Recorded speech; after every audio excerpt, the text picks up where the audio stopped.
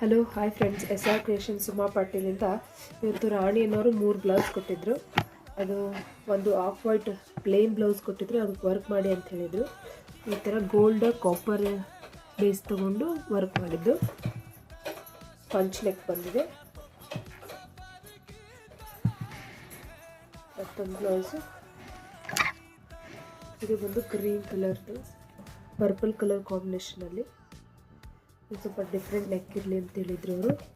ಬಂಟೆಕ್ಸ್ border ಬಂದಿತ್ತು, ಅದಕ್ಕೆ ತಡಿ ವಿತ್ ವರ್ಕ್ ಕೂಡ ಹಾಕಿದ್ವಿ. ಫ್ರಂಟ್ ಕೂಡ ಹಿಂಗೆ ಬರುತ್ತೆ, ಈ ಥರ ಫ್ರಂಟ್ ಬರುತ್ತೆ. Front neck